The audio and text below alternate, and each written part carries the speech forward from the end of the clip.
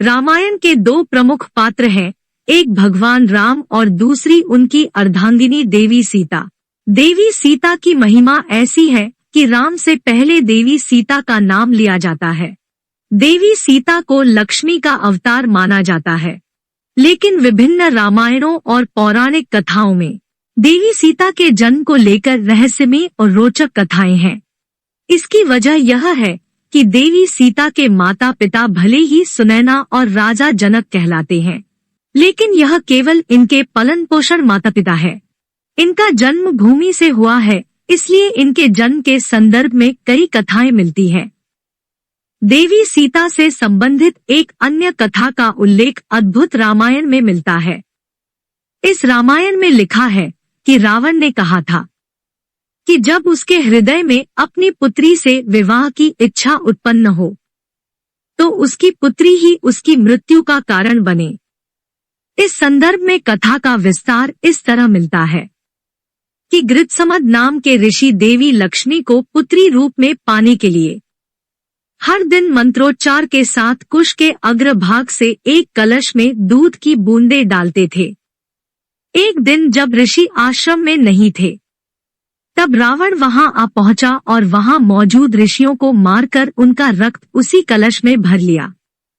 इस कलश को रावण ने महल में लाकर छुपा दिया। मंदोदरी उस कलश को लेकर बहुत उत्सुक थी कि आखिर उसमें है क्या। एक दिन जब रावण महल में नहीं था, तब चुपके से मंदोदरी ने उस कलश को खोलकर देखा। मंदोदरी कलश को उठाकर सारा रक्त पी गई, जिससे वह गर्भवती हो गई। तत्पश्चात मंदोदरी ने सोचा कि जब मेरे पति मेरे पास नहीं है, ऐसे में जब उन्हें इस बात का पता चलेगा तो वह क्या सोचेंगे। यही सब सोचते हुए मंदोदरी तीर्थ यात्रा के बहाने मिथिला चली गई। कहा जाता है कि वहीं पर उसने अपनी पुत्री को कलश में छुपाकर मिथिला भूमि में छोड़ आई और सरस्वती नदी में स्नान कर वह वापस लंका लौट आई। इस तरह सीता को रावण की पुत्री बताया जाता है। महर्षि वाल्मीकि ने अपने रामायण में लिखा है कि मिथिला राज्य में अकाल पड़ गया। ऋषियों ने राजा जनक से यज्ञ का आयोजन करने के लिए कहा ताकि वर्षा हो। यज्ञ की समाप्ति के अवसर पर राजा जनक अपने हाथों से हल लेकर खेत जोत रहे थे। तभी उनके हल का नुकीला भाग किसी कठोर चीज से टकराया और हल वहीं अटक गया। जब उस स्थान को खोदा गया तो एक कलश प्राप्त हुआ जिसमें एक सुंदर कन्या खेल रही थी। राजा जनक ने उस कन्या को कलश से निकाला और उस कन्या को अपनी पुत्री बनाकर अपने साथ ले गए।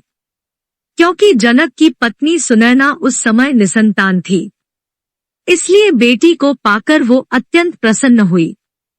क्योंकि हल के सीत के टकराने से वह कलश मिला था जिससे सीता प्रकट हुई थी, इसलिए कन्या का नाम सीता रखा गया। यदि आप ऐसी ही कहानियों को पसंद करते हैं तो कृपया आप मेरे YouTube चैनल कहानियां विद सीमा को सब्सक्राइब, लाइक एंड अपने दोस्तों के साथ शेयर करें। धन्यवाद।